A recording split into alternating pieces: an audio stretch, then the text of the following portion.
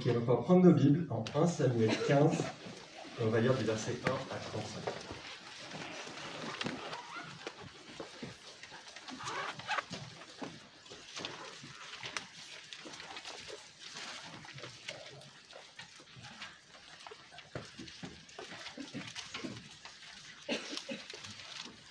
Information, c'est la page 201 sur les Bibles comme ça.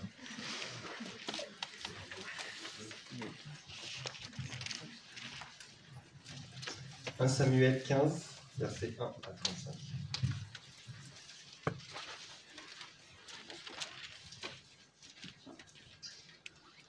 Samuel dit à Saül, « C'est moi que l'Éternel a envoyé pour te consacrer par onction comme roi sur son peuple, sur Israël. Écoute donc les paroles prononcées par l'Éternel. Voici ce que dit l'Éternel, le Maître de l'univers. Je me souviens de ce que les Amalécites ont fait à Israël lorsqu'ils ont barré le chemin à sa sortie d'Égypte. Va maintenant frapper les Amalécites, vouer à la destruction tout ce qui leur appartient. Tu ne les épargneras pas, et tu feras mourir hommes et femmes, enfants et bébés, bœufs et brebis, chameaux et ânes. » Saül convoqua le peuple et le passa en revue à Télaïm. Il y avait 200 000 fantassins, ainsi que 10 000 hommes de Juda. Saül marcha jusqu'à la ville d'Amalek et plaça une embuscade dans la vallée. Il dit aux Kéniens, « Partez, retirez-vous, quittez les Amalécites, afin que je ne vous fasse pas subir le même sort qu'eux. En effet, vous avez fait preuve de bonté envers tous les Israélites lorsqu'ils sont montés d'Égypte. » Les Kéniens se retirèrent alors du milieu des Amalécites. Saül porta des coups à Amalek, depuis Havila jusqu'à Shur, qui fait face à l'Égypte. Il captura Agag, roi d'Amalek, vivant, et il voua à la destruction tout le peuple en le passant au fil de l'épée. Mais Saül et le peuple épargnèrent Agag, ainsi que les meilleures brebis, les meilleurs bœufs, les meilleures bêtes de la seconde portée, les agneaux gras et tout ce qu'il y avait de bon. Ils ne voulurent pas le vouer à la destruction. En revanche, ils exterminèrent tout ce qui était sans valeur et chétif. L'Éternel adressa la parole à Samuel. « Je regrette d'avoir établi Saül pour roi, car il se détourne de moi et n'accomplit pas mes paroles. » Samuel fut irrité, et il cria à l'Éternel toute la nuit. Il se leva de bon matin pour aller à la rencontre de Saül. On vint lui dire, « Saül s'est rendu à Carmel, il s'y est érigé un monument, puis il est reparti. » Et, passant plus loin, il est descendu à Gilgal. Samuel se rendit vers Saül, et Saül lui dit, « Sois béni de l'Éternel, j'ai accompli la parole de l'Éternel. » Samuel dit, « Qu'est-ce donc que ce bêlement de brebis qui parvient à mes oreilles, et ce mugissement de bœuf que j'entends ?» Saül répondit, « Ils les ont amenés de chez les Amalécites, parce que le peuple a épargné les meilleures brebis et les meilleurs bœufs, afin de les offrir en sacrifice à l'Éternel ton Dieu. Le reste, nous l'avons voué à la destruction. » Samuel dit à Saül, « Arrête, je vais te révéler ce que l'Éternel m'a dit cette nuit. » Saül lui dit, « Parle. » Samuel dit, « Alors que tu étais petit à tes propres yeux, n'es-tu pas devenu le chef des tribus d'Israël? Et l'Éternel ne t'a-t-il pas désigné par onction pour que tu sois roi sur Israël? L'Éternel t'avait envoyé en disant, « Va vouer à la destruction ces pécheurs que sont les Amalécites. Tu leur feras la guerre jusqu'à ce que tu les aies exterminés. Pourquoi n'as-tu pas écouté l'Éternel? Pourquoi t'es-tu jeté sur ton butin et as-tu fait ce qu'il désapprouve? » Saül répondit à Samuel, « J'ai écouté l'Éternel, et j'ai suivi la voie où il m'envoyait. J'ai ramené Agag, le roi d'Amalek, et j'ai voué les Amalécites à la destruction. Mais le peuple a pris sur le butin les meilleures brebis et les meilleurs bœufs qui devaient être consacrés, afin de les offrir en sacrifice à l'Éternel, ton Dieu, à Gilgal. » Samuel dit, « L'Éternel trouve-t-il autant de plaisir dans les holocaustes et les sacrifices que dans l'obéissance à sa voix? Non. L'obéissance vaut mieux que les sacrifices, et l'écoute attentive vaut mieux que la graisse des béliers. Oui, la révolte est aussi coupable que la divination, et la résistance au Seigneur est aussi fautive que le recours au téraphin. Puisque tu as rejeté la parole de l'Éternel, il te rejette lui aussi comme roi. » Alors Saül dit à Samuel, « J'ai péché, car j'ai enfreint l'ordre de l'Éternel et tes paroles. J'ai eu peur du peuple, et je l'ai écouté. Maintenant, je t'en prie, pardonne mon péché, reviens avec moi, et j'adorerai l'Éternel. » Samuel dit à Saül, « Je ne reviendrai pas avec toi, car tu as rejeté la parole de l'Éternel, et l'Éternel te rejette. Tu ne seras plus roi sur Israël. » Alors que Samuel tournait le dos pour s'en aller, Saül l'attrapa par le pan de son manteau, qui fut arraché.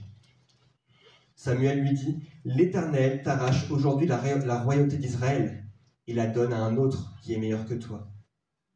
Celui qui est la force d'Israël ne ment pas et n'éprouve pas de regrets, car il n'est pas un homme pour avoir des regrets. » Saül répéta, « J'ai péché. Maintenant, honore-moi devant les anciens de mon peuple et devant Israël. Reviens avec moi, et j'adorerai l'Éternel ton Dieu. » Samuel revint à la suite de Saül, et Saül adora l'Éternel. Puis Samuel dit, « Amenez-moi Agag, le roi d'Amalek. » Agag s'avança, et vers lui, d'un air joyeux, il se disait, « Certainement, l'amertume de la mort s'est écartée. » Samuel dit, « De même que ton épée a privé des femmes de leurs enfants, de même ta mère sera privée d'un fils. » Et Samuel mit Agag en pièces devant l'Éternel à Gilgal. Samuel partit pour Rama, et Saül remonta chez lui, à Gibéa de Saül. Samuel n'alla plus voir Saül jusqu'au jour de sa mort. En effet, il pleurait sur lui, parce que l'Éternel regrettait de l'avoir établi roi d'Israël. Je vous propose de prier. Notre Père, on te remercie pour ta parole, qui est pleinement inspirée par toi. Parfois difficile à comprendre, difficile aussi parfois à accepter. Et on prie que ce matin, tu puisses nous donner ton Saint-Esprit pour qu'on puisse comprendre ce que tu veux nous dire, que tu puisses vraiment travailler dans nos cœurs, qu'on puisse avoir une attitude humble de repentance devant toi. Je prie cela dans le nom de Jésus. Amen. Amen.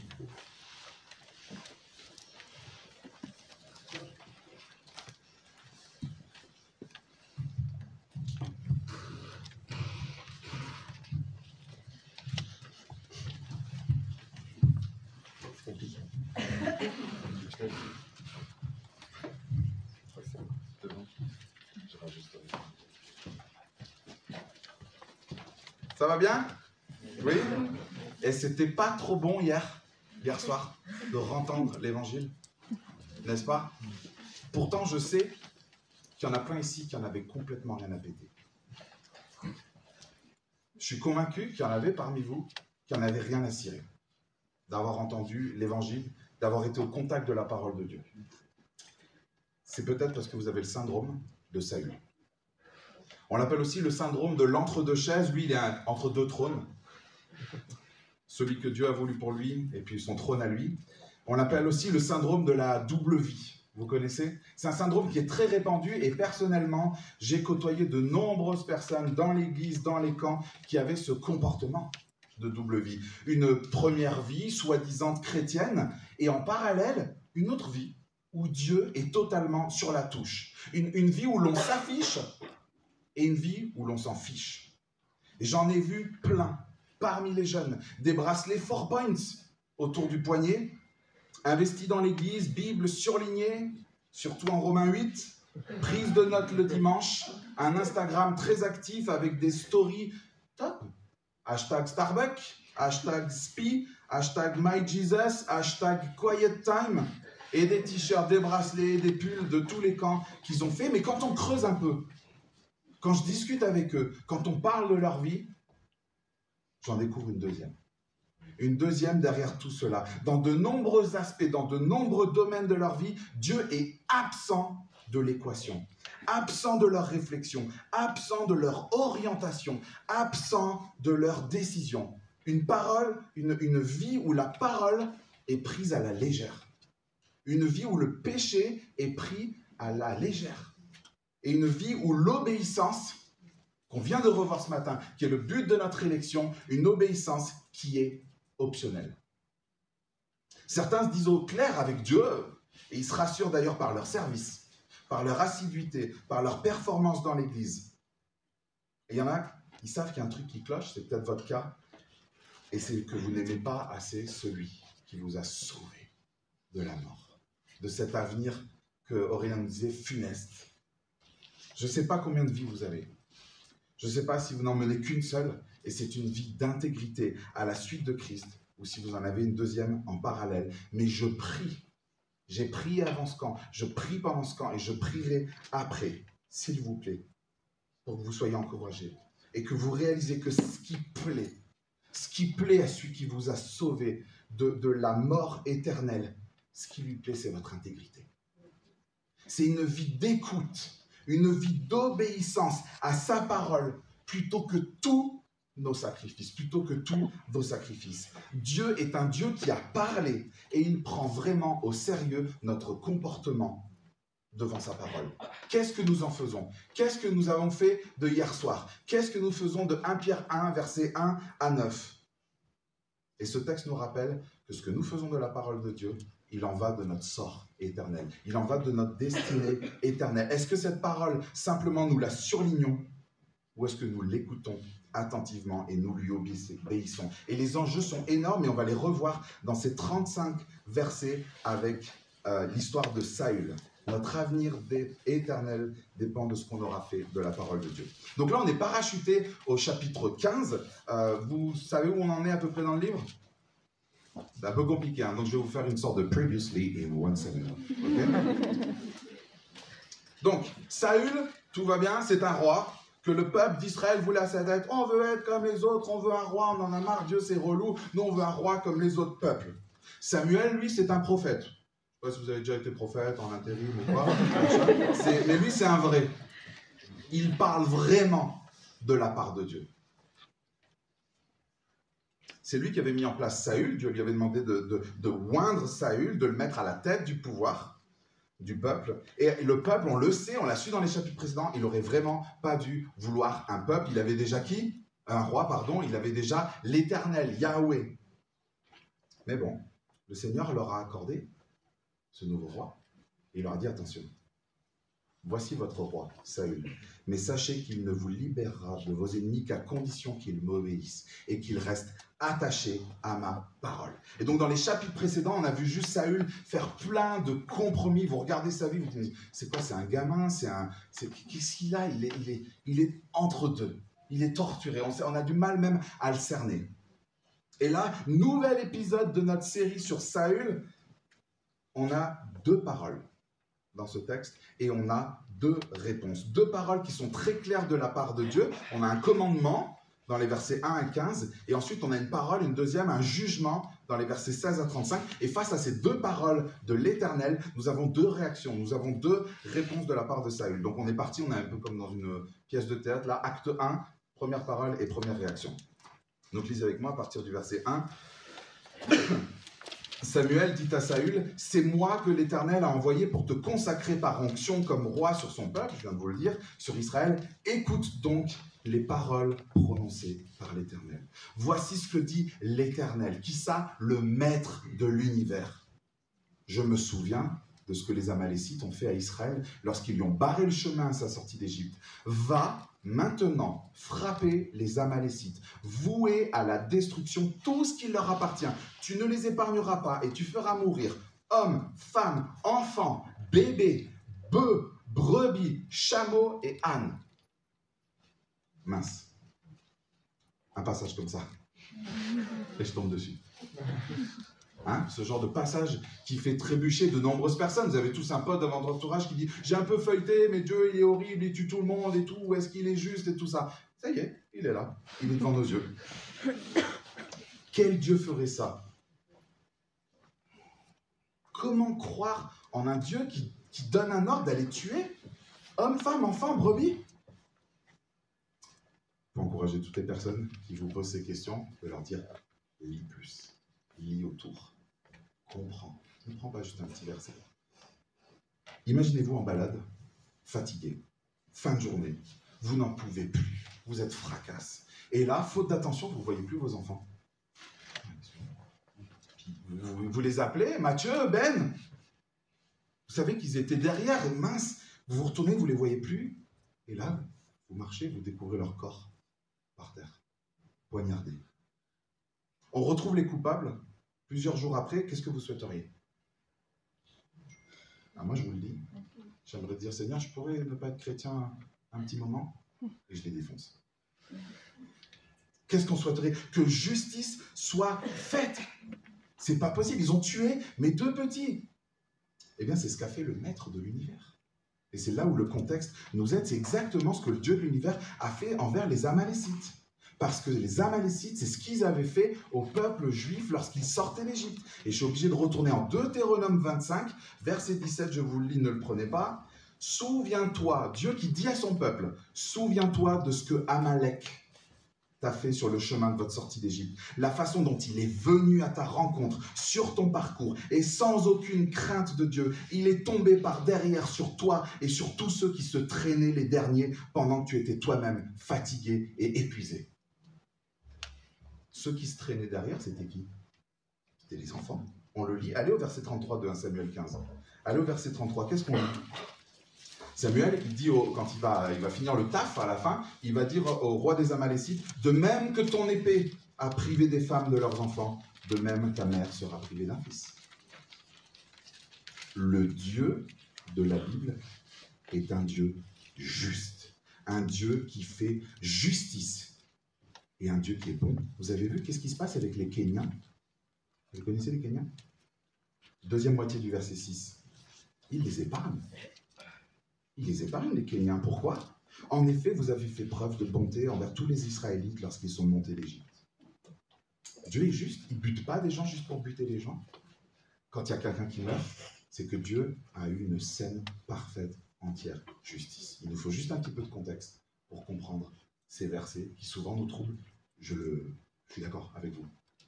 Mais soyez encouragés, Dieu est un Dieu juste. Vous savez, devant certaines maisons, on trouve des pancartes, c'est toujours un berger allemand dessus d'ailleurs. On trouve des pancartes, c'est marqué quoi sur ces pancartes? Attention, chien méchant. Parce que c'est pour protéger la propriété. Vous savez ce qu'on trouve devant l'enclos des brebis du Seigneur? Vous savez quelle est la pancarte qu'on trouve devant l'enclos de son peuple? Attention, Dieu juste. Les Amalécites avaient touché au peuple de Dieu. Les Amalécites devaient être voués à la destruction. Revenons à Saül. Alors, il reçoit l'ordre de Dieu. Vous avez vu, c'est clair. Va, frappe, extermine tout le monde. Il y a même la liste et tout ça. Dieu est clair quand il parle. Là, pas besoin de commentaires bibliques, pas besoin de logos, pas besoin d'un interprète, pas besoin d'un pasteur ou je ne sais pas qui. C'est très simple. Il doit vouer à la destruction tout ce qui appartient à Amalek. Et c'est parti, verset 7. Saül, il s'exécute, il se lance. Mais regardez le verset 9. Verset 9. Mais Saül et le peuple épargnèrent Agag ainsi que les meilleures brebis, les meilleurs bœufs, les meilleures bêtes de la seconde portée, les agneaux gras et tout ce qu'il y avait de bon. Ils ne voulurent pas le vouer à la destruction. En revanche, ils exterminèrent quoi? Tout ce qui était sans valeur et chétif. Vous voyez? Dieu, il parle, sa parole, elle est claire, mais Saül, qu'est-ce qu'il fait? Oui, il fait sa petite sauce, on dirait qu'il est au tapis de tri, là. Ça, j'obéis. Ça, non, ça a l'air d'avoir de la valeur à mes yeux, non, ça oui, ça non. Ça c'est un peu contraignant, je le fais pas. Comment est-ce que tu te comportes devant la parole de Dieu? Tu te rassures en disant que c'est bon, ça va, j'obéis déjà à pas mal de trucs. Il en a buté du monde, hein. Tu te rassures, tu te dis c'est bon, j'obéis quand même. Là, je peux faire tel ou tel écart. Laissons la parole de Dieu nous dire qu'est-ce qui est grave et qu'est-ce qui ne l'est pas. Verset 10. L'Éternel adressa la parole à Samuel. Je regrette d'avoir établi Saül pour roi, car il se détourne de moi et il n'accomplit pas mes paroles. Qu'en pense Dieu? Il est triste. Dieu, quand on désobéit, il est triste. Et pour lui, c'est grave. Désobéir, c'est lui tourner le dos. Nous, on se dit, c'est bon, c'est juste... personne n'est parfait. C'est vrai. Et c'est tourner le dos à Dieu que de désobéir. Mais Saül, rassurez-vous, il a fait un stage chez Sephora. Vous connaissez le magasin Sephora? Il est très très fort en maquillage. Vous êtes prêts? À partir du verset 12, il va nous déballer toute sa trousse de maquillage. On est parti? Regardez ça. Verset 12, donc Samuel, il est chaud, il doit aller reprendre Saül. Il se lève de bon matin pour aller à la rencontre de Saül. Je suis au verset 12. On vient lui dire, juste, c'est marrant comme c'est glissé ça dans le texte. On vient lui dire, Saül s'est rendu à Carmel et il s'y est érigé un monument. Puis il est reparti et passant plus loin, il est descendu à Gilgal. C'est parti, Samuel débarque à Gilgal, verset 13. Samuel, verset 13, se rendit vers Saül et Saül, il voit arriver Samuel, qu'est-ce qu'il fait? Sois béni de l'Éternel. J'ai accompli la parole de Dieu. J'ai accompli la parole de l'Éternel. What? Mais c'est ça, c'est le fond de teint. C'est le fond de teint, c'est les bons mots. Vous connaissez les bons mots? Le bon vocabulaire? Moi, je pense que Saül est né dans une famille chrétienne. Il est fort. Il a les codes. Il sait ce qu'il faut dire. Il prie bien. C'est théologique. Il parle bien. On y voit que du feu.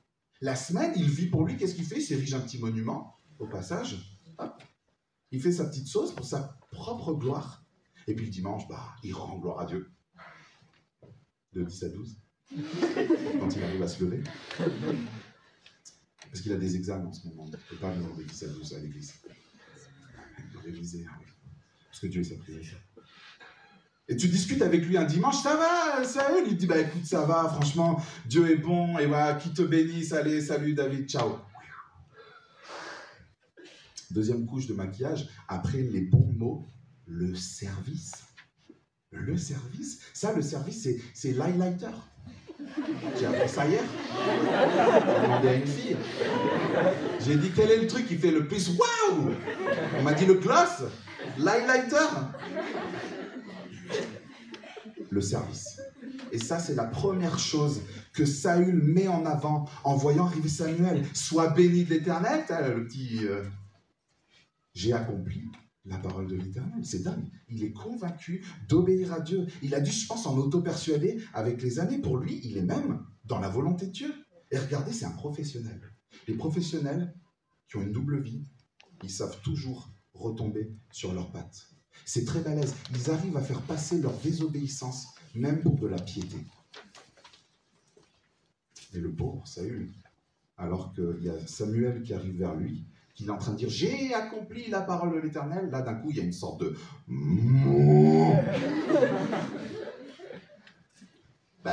Je suis obligé de faire les deux parce qu'il y a je vais être textuel. Il y a une brebis et le bœuf. C'est enregistré? Verset 14. Samuel dit, « Qu'est-ce donc que ce bêlement de brebis qui parvient à mes oreilles et ce mugissement de bœuf que j'entends ?» Saül répondit, « Ils les ont amenés de chez les Amalécites parce que le peuple a épargné les meilleures brebis, les meilleurs bœufs, afin de les offrir en sacrifice à l'Éternel. » Ton Dieu, vous voyez la profondeur de sa relation déjà avec Dieu. L'Éternel, ton Dieu, pas mon Dieu. Le reste, nous l'avons voué à la destruction. Que d'intentions nobles. Mais en réalité, c'est un rebelle. C'est un rebelle. Il n'est pas soumis à Dieu de l'extérieur. Il croit même lui qu'il sert Dieu. Quel zèle! Mais en fait, il se sert lui. Il ne sert pas Dieu avec tous ses apparats. Il se sert lui. Il fait de l'obéissance sélective. Il interprète la parole de Dieu à sa petite sauce, selon ses petits plaisirs personnels. Et hop, il emballe ça, il maquille ça de piété. C'est le gars, il met sa Bible en évidence quand tu vas venir chez lui. Sur la table. Dans un camp, c'est le mec qui se dit, allez, c'est pas grave, pendant 10 jours, je vais me lever tôt, on me verra dans les parages en train de lire ma Bible. Et le reste de l'année, c'est des miettes. Il feinte. Et il maquille le vide de sa relation avec Dieu. Et il veut paraître bien. Une désobéissance maquillée de piété. Est-ce notre cas? Oui, ce garçon n'est pas chrétien, mais je veux être un témoin et l'emmener à Christ. Oui, je vais à tel endroit, je me mets dans telle et telle situation, mais je veux être un témoin au week-end d'intégration. Tu témoignes? Tu n'es pas obligé, hein? Kiffe ton week-end d'intégration. Mais quand tu es devant un chrétien, quand tu es devant un responsable, quand tu es devant quelqu'un, on ne va pas dire, ouais, non, c'est pour témoigner, c'est machin. Kiffe! Si tu as une discussion, tu l'as, mais Dieu ne te dit pas, alors, tu as eu combien de discussions à ton week-end? Kiffe ton week-end. Si tu sens que tu peux le gérer, si tu sens que tu ne pêches pas, va et ne pêche pas. Va à ton week-end d'intégration, mais ne pêche pas. Et ne le maquille pas. Cet argent, cette orientation, ce boulot, oui, mais ça sera pour donner. Enfin, moi, je pense que je suis quelqu'un plus qui va faire du fric et pour donner, business as mission et tout. J'ai vu un truc. Enfin, c'est vrai. Vraiment. Troisième couche de maquillage, on l'a lu. Rejeter la faute. Il y a un mix avec les partoches là. Je ne sais pas comment on va finir la prédication. Frère, je t'aime.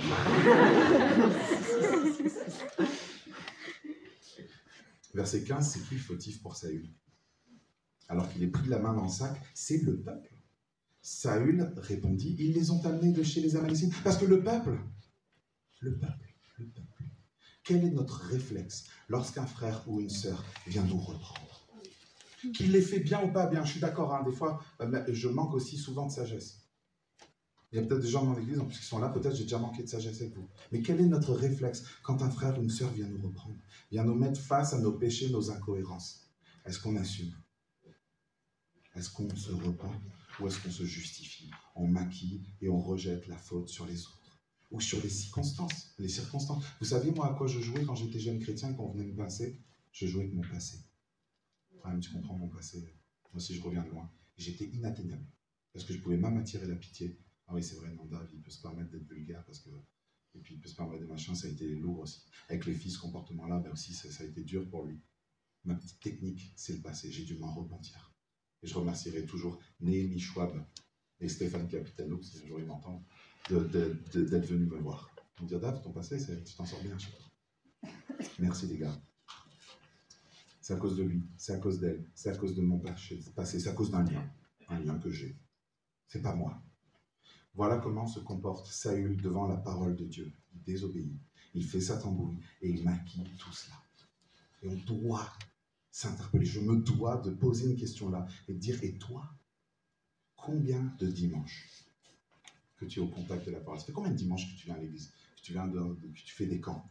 Combien d'événements où tu as été au contact de la parole? Est-ce que tu obéis? Est-ce que tu écoutes? Est-ce que tu obéis ou est-ce que tu es un acteur qui juste connaît trop bien son rôle? Et tu maquilles ce vide de ta relation avec Dieu par ton service et par une piété de façade. Peut-être tu embellis ton témoignage quand tu discutes avec quelqu'un. Peut-être tu parles de tes nombreuses lectures, de ton plan de la REB, de ton engagement l'été. Tu montres tes bonnes notes, tes apparences de dévotion. Et c'est pas pour encourager. On peut encourager.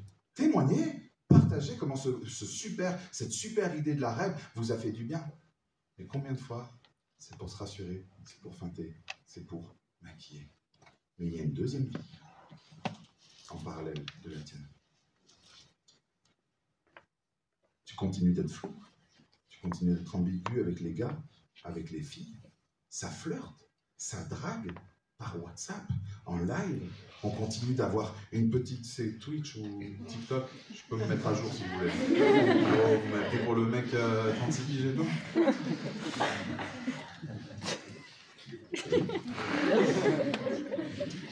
Tu continues peut-être d'avoir une deuxième vie à la fac. Tu surfes entre les deux. Une deuxième vie où Dieu n'a pas son mot à dire. Une vie qui est pour toi et pour ton plaisir et où tu viens sélectionner. Et quand tu penses à ta vie, quand tu penses à tes projets, à ton avenir, Dieu, il est à côté. Saül ne vivait pas pour Dieu. Il vivait pour lui. Il n'était pas sur le blog Tout pour sa gloire. Il était sur le blog Tout pour ma gloire. Vous savez ce que Samuel lui dit? Vous avez vu le verset 16? Qu'est-ce que Samuel dit quand il est devant quelqu'un qui a une double vie? Arrête! Stop! Stop! Ce camp peut être la fin de ta double vie. Verset 16, Samuel dit à Saül, arrête! Arrête ta religion, arrête ta mascarade, arrête-moi cette double vie. Et c'est possible. Par la grâce de Dieu, par une intégrité, par une honnêteté, par la repentance, la vraie repentance. Devant le commandement de Dieu d'obéir, Saül a désobéi. Et regardez maintenant, le texte va basculer. On arrive dans l'acte 2, devant une deuxième parole que Saül va entendre de la part de Dieu. Et cette parole, c'est son jugement. Parce que je vous le disais, Dieu prend vraiment au sérieux le sérieux que l'on a, nous, avec sa parole. Verset 16. Parce que Saül, il n'a pas encore entendu ce que Dieu en pensait. Verset 16, je vais te révéler ce que l'Éternel m'a dit cette nuit. Saül dit, parle. Samuel dit, alors que tu étais petit à tes propres yeux, n'es-tu pas devenu le chef des tribus d'Israël? Et l'Éternel ne t'a-t-il pas désigné par onction pour que tu sois roi sur Israël? Mais quel poste, quel honneur! Verset 18, l'Éternel t'avait envoyé en disant, va avouer à la destruction ces pécheurs que sont les Amalécites. Tu leur feras la guerre jusqu'à ce que tu les aies exterminés. Et regardez bien le verset 19. Pourquoi n'as-tu pas le peuple. Pourquoi n'as-tu pas écouté l'Éternel? Pourquoi t'es-tu jeté sur le butin et as-tu fait ce qu'il désapprouve? Saül a ici une deuxième opportunité d'arrêter sa folie, sa double vie et d'enfin se repentir pour de vrai. Verset 20. Saül répondit à Samuel, « J'ai écouté l'Éternel et j'ai suivi la voie où il m'envoyait. J'ai ramené Agag, le roi d'Amalek, et j'ai voué les Amalécites à la destruction. Mais le peuple, encore une fois, mais le peuple a pris sur le butin les meilleurs brebis, les meilleurs bœufs qui devaient être consacrés afin de les offrir à l'Éternel ton Dieu. » À Gilgal, vous voyez l'endurcissement. Avec les années, on s'endurcit. Et vous l'êtes peut-être, endurci avec le temps. Et on continue d'être aveugle, d'être sourd. Pour lui-même, vous vous rendez compte, pour lui, il a écouté. Il dit, j'ai écouté l'Éternel. J'ai suivi la voie où il m'envoyait. Mais ça me rappelle des entretiens pastoraux avec des jeunes. Ah, Dieu m'a vraiment conduit jusqu'ici, comme je vois, comme il a ouvert la porte A, puis la C, puis la D, puis machin. J'arrive dans cette ville et tout ça, ils me donnent leur témoignage. C'est fou comme ce travail, ce logement, cette relation. Mais c'est vraiment Dieu, je pense, qui veut que je sois avec ce gars, ce non-chrétien, tout ça. Je vois comme il me conduit, tout ça. Je fais, oh, toc, toc, toc. C'est gros comme une maison. Tu désobéis totalement au Seigneur. Toi, tu crois que tu es dans sa volonté. J'entends pas parler de péché, j'entends pas parler de repentance, j'entends pas parler de grâce. Tu es drivé dans ta petite sauce par toi-même et au bout d'un moment, on est dans le flou. Et on sait même plus où on est. Et Samuel lui dit, arrête ça, tout de suite. Est-ce que tu greffes Dieu à tes projets? Ou est-ce que toi, tu viens te greffer sur le projet de Dieu? Vous savez qui on est? On est comme au cinéma. Nous, on croit qu'on est l'acteur principal, le titre, là. On est au moins une des têtes qui sont dessus, sur l'affiche. Et vous savez qui on est? Parce que c'est le projet de Dieu. Nous, on est le petit nom, là, le petit figurant, qui est à la fin du générique quand tout le monde est parti. Et il n'a même plus un prénom, il s'appelle Assistant 1 ou le gars dans le supermarché 2. Est-ce que tu t'es déjà greffé sur le projet de Dieu? Ou est-ce que tu prends Dieu et tu le ramènes dans ton petit projet en faisant ta sauce? Voilà le syndrome de Saül. Le « si tu veux être mon disciple, renonce à toi-même et porte ta croix et suis-moi » est devenu un profite de ta vie, cherche à plaire aux autres et t'engage pas trop. Verset 22, le centre du texte.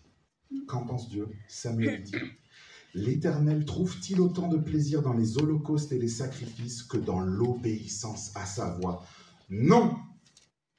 L'obéissance vaut mieux que les sacrifices et l'écoute attentive vaut mieux que la graisse des béliers. » Mes amis, aucun service, aucun sacrifice, aussi beau, aussi bon soit-il, ne peut se substituer à l'obéissance au commandement de Dieu. 2 remarques sur la désobéissance. La désobéissance, vous savez ce qu'elle montre? Elle montre où il est notre vrai plaisir. Est-ce que ton plaisir, c'est le butin immédiat? Lui, il voit, il a dit, attends, ça a l'air bien. Oh, regarde ça, les gars, oh! On le ramène. Ah, mais je crois qu'il faut tout vouer à la... Non, on garde, ça me plaît. Ça, c'est chétif, on détruit, ça, je garde. Est-ce qu'on veut le butin immédiat, le bétail, le péché qui est là sous nos yeux, ou est-ce que notre plaisir, il est en Dieu? Oh là là, je ne vais pas rompre ma communion, ma relation, mon intimité avec Dieu. Elle est trop importante, vu ce que j'ai entendu hier, de ce qu'il a fait pour ma vie et pour moi. Je ne veux pas troquer ça pour un butin immédiat, pour un péché qui est là, pour ce garçon, pour cette fille, pour cette relation. Je lui fais confiance. On a entendu ce matin, j'ai été élu avant la fondation du monde pour l'obéissance. La désobéissance nous élève à la place de Dieu. Verset 23, comment comprendre ça? Oui, la révolte est aussi coupable que la divination et la résistance au Seigneur est aussi fautive que le recours au téraphim. Puisque tu as rejeté la parole de l'Éternel, il te rejette lui aussi comme moi. Vous savez pourquoi est-ce que désobéir à Dieu, c'est comme de la divination?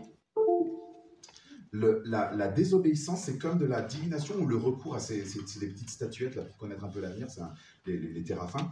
Parce qu'en fait, quand on fait de la divination, tarologie, cartomancie, voyance, tout ça, quand on consulte un esprit, on est en train d'aller chercher notre direction pour notre vie ailleurs qu'en Dieu.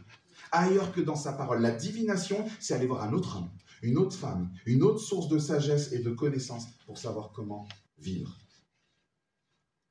Et dans la désobéissance, cette autre source de sagesse, c'est biblique. Non, c'est moi qui détermine le bien et le mal. C'est moi qui choisis ce que je sélectionne dans la parole. C'est moi, Dieu. Et ça, c'est très grave. Vouloir prendre la place de Dieu, c'est très, très, très, très, très, très grave. Et puisque tu rejettes la parole de l'Éternel, il te rejette lui aussi. Dit Samuel à Saül, désobéir, c'est rejeter la parole de Dieu. Rejeter la parole de Dieu, c'est rejeter Dieu et être rejeté par lui. Mais, c'est génial, il y a une once d'espoir. Vous avez vu ce verset 24? Alors Saül dit à Samuel, j'ai péché, car j'ai enfreint l'ordre de l'Éternel et tes paroles. J'ai eu peur du peuple et je l'ai écouté. Vous répondriez quoi à cette confession? Moi, je vois un mot-clé. J'ai péché. C'est bon, non? Il est repentant. Il est sincère. Regarde un petit peu plus cette repentance avec moi. Où est sa tristesse? Où est-ce qu'il regrette d'avoir déshonoré Dieu, de l'avoir attristé? La repentance, c'est pas juste confesser, c'est pas juste avouer, c'est pas juste dire une phrase que l'autre va entendre. La repentance, c'est changer et suivre. Changer et suivre. Changer d'attitude et suivre Christ. Mais sa repentance, elle est légère. Elle est rapide. Regardez, c'est la petite formule magique, verset 25. Maintenant, je t'en prie, pardonne mon péché, reviens avec moi et j'adorerai l'Éternel. Ouh, ça va vite, ça. Petite confession et grande promesse. Ah, vite, on passe à la suite. Ok, c'est bon, j'en oublie tout. Je vais suivre à Dieu maintenant à fond. Mais cette repentance n'a pas l'air de marcher. Verset 26, Samuel dit à Saül, je ne reviendrai pas avec toi, car tu as rejeté la parole de l'Éternel. Saül, il supplie Samuel, il y a cette histoire du manteau arraché. Samuel, il s'en sert un peu comme une illustration pour lui dire, bah, de la même façon que tu arraches le manteau, l'Éternel t'arrache la royauté. Et si vous trouvez Dieu un peu trop dur, parce qu'on a entendu j'ai péché contre toi, pardonne-moi, je reviens, j'adore l'Éternel, si vous trouvez Dieu un peu trop dur et que vous avez pitié pour Saül en le voyant supplier Samuel, regardez vraiment ses motivations. Verset 30. Samuel répéta. Il répète. Il se dit, ça va passer. J'ai péché. Maintenant, honore-moi devant les anciens de mon peuple et devant Israël. Reviens avec moi, j'adorerai l'Éternel ton Dieu. Ce n'est pas le sentiment de sa faute qui lui arrache ce cri de détresse. C'est la crainte des conséquences devant les hommes. Il est centré sur lui jusque dans sa repentance. Ce n'est pas sa relation avec Dieu qui compte, mais son apparence et sa relation avec le peuple. Au lieu d'honorer Dieu, Saül est concerné par le fait que le peuple l'honore. Maintenant, honore-moi devant les anciens de mon peuple et devant Israël. Reviens avec moi et j'adorerai l'Éternel ton Dieu. Combien de fois on se repent juste parce qu'on a peur du conflit? Combien de fois on se repent parce qu'on a peur de perdre la face, peur de perdre sa place, peur de perdre sa réputation? On se repent parce qu'on a juste peur que Dieu nous enlève quelque chose dans notre vie. Pardon Seigneur, mais pourvu que je ne subisse pas les conséquences de mon acte, s'il te plaît, pourvu que personne ne le sache. Où est la crainte de Dieu? Où est l'honneur de Dieu? Où est sa sainteté? Où est la révérence que Saül, que tout homme doit à Dieu? Et c'est parce que ces choses sont souvent absentes de nos têtes et de nos cœurs qu'on est si léger avec notre péché. Qui fait qu'on peut fermer l'ordi après avoir regardé des choses qui ne plaisent pas à Dieu. Refermer l'ordi. Oh, c'est pas grave, j'ai péché, c'est bon. 1 Jean 9, Romains 19, Romains 8. Où est la crainte de Dieu? La vraie. Pas la flip, mais se dire waouh, mais c'est le jugement, mais si c'est Christ qui l'a pris, mais ça aurait dû être moi, mais quelle grâce j'ai, mais oh là là, mais son caractère saisi par le caractère de Dieu. Je disais l'autre fois à mon église, je vais très vite, t'es dans une grotte, tu vois une tempête qui arrive, elle est au fond, elle déracine tout sur son passage, la tempête arrive, elle passe, tu vois, t'es dans la grotte, tu vois que la tempête passe, tu vois qu'il se passe rien, tu te mets pas à chanter « Je suis dans la grotte ». Tu trembles, t'es là, tu te dis purée, mais si j'étais pas dans cette grotte, mais je serais pulvérisé. C'est ça être en Christ. C'est pas j'ai peur d'un mètre, t'es dans la grotte, tu te fais c'est passé, et voilà ce que j'aurais dû subir. Waouh, ça me donne pas envie de pécher. Ce jugement est toujours là, le caractère de Dieu est toujours le même, mais c'est tombé sur Christ. vous avez vu, quand on lit « L'Éternel prend plaisir à l'obéissance », ça veut dire qu'il est possible de faire plaisir à Dieu. Il est possible. Quand quelqu'un vous a offert un super cadeau de Noël, vous avez envie de le remercier. Non, je ne peux pas participer, non, je paye les boissons, ou je sais pas, on a envie de remercier ceux qui ont fait ça. Il nous a sauvés de la mort éternelle. Il nous a assis dans les lieux célestes. Et comment je peux... On l'a là. Je peux faire plaisir à Dieu en l'écoutant, en lui obéissant, en trouvant ma satisfaction en lui obéissant, en vivant avec intégrité. Ça lui plaît. C'est quoi la volonté de Dieu? C'est d'obéir, c'est de le suivre, c'est de l'aimer. Et Saül passe à côté. Et il finit seul. La fin du texte, elle est très triste. Il pouvait être roi, quel privilège glorieux, mais il a préféré sa propre gloire, plutôt que d'être celui choisi par Dieu, mis en place. Notre comportement devant la parole de Dieu est décisif. Il est décisif pour vos vies. Dieu veut votre obéissance et votre écoute plutôt que tous vos sacrifices. Mais vous savez quoi? On est incapable. On est incapable d'obéir pleinement. On est incapable, bienvenue au club les amis, je chute, je lutte. Vous serez dans mon petit groupe de quartier, vous serez au courant de tous mes péchés. Les gras, ils le savent, on a passé 2 ans ensemble. C'est la lutte.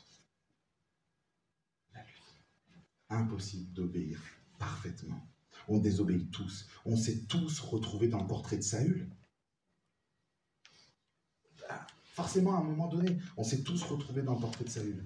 Et à cause de cette désobéissance, nous sommes coupables devant Dieu. De fait, de nature, on est mort, on l'a vu hier, et on est coupé de cette relation avec Dieu. Et donc, il faut comprendre un truc. C'est que ce n'est pas Dieu qui a besoin d'un sacrifice. C'est nous. C'est nous qui avons besoin d'un sacrifice. C'est pas lui. C'est nous qui avons besoin d'un sacrifice parfait, parce que nous sommes incapables de cette obéissance. Il y a quelqu'un qui a obéi pour nous.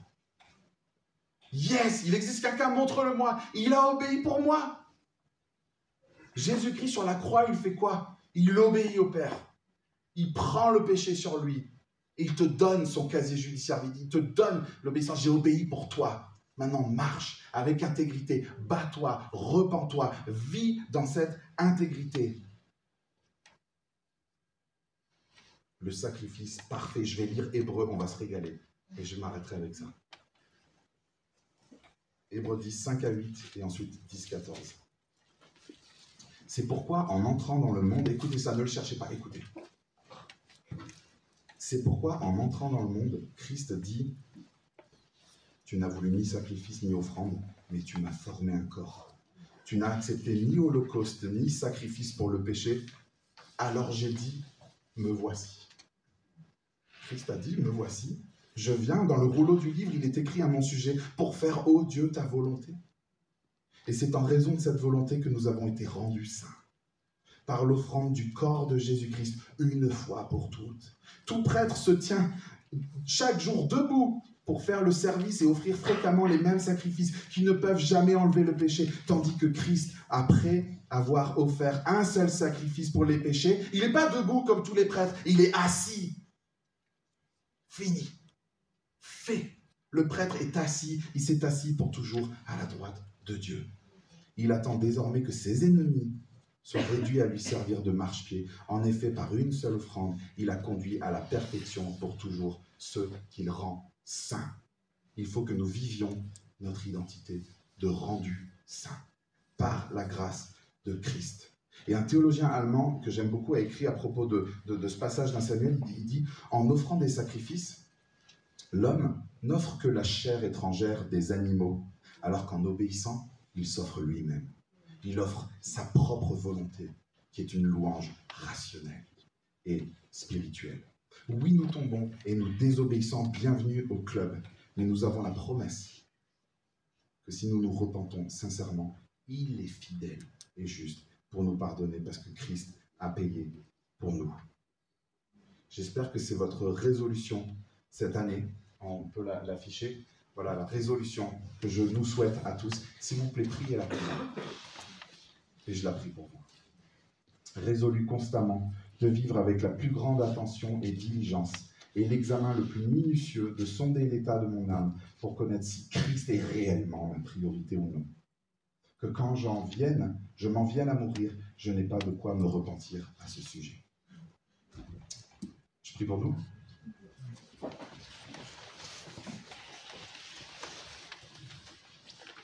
Notre Père, notre Dieu, nous voulons te demander pardon.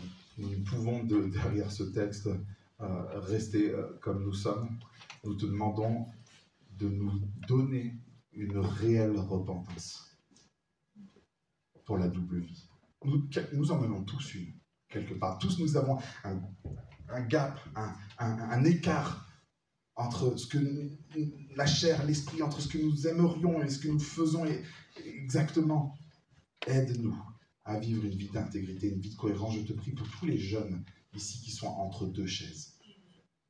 Je t'en supplie, Seigneur, qu'ils choisissent maintenant de vivre dans l'intégrité. Ils ne regretteront rien de s'être assis sur la bonne chaise, celle de la grâce, celle où on peut faire tomber les filtres, on peut faire tomber le masque, où on n'a plus à chercher du like, du follower, du machin, parce qu'on est à la suite du plus grand des influenceurs, du plus grand des sauveurs, de celui qui ne nous vend pas des petits produits marketing à 2 balles, de celui qui ne cherche pas notre argent, celui qui nous a tout donné, tout offert. Seigneur, je te supplie que tu fasses ton œuvre, et en fait, je te fais totalement confiance. Que toute personne qui est là, si elle se repent sincèrement de sa double vie, on va discuter avec elle pendant le camp, on va en entendre parler, et on va avoir de beaux fruits dans sa vie, et on va avoir la vraie joie. La joie d'être assis sur la bonne chaise. Accorde cela, par ta grâce, à chacun d'entre nous. Et même ceux qui se sont déjà assis sur la chaise, on a les fesses, souvent qui dépassent un peu. Aide-nous, Seigneur, à être bien assis dans les lieux célestes, avec toi. À toi toute la gloire. Amen.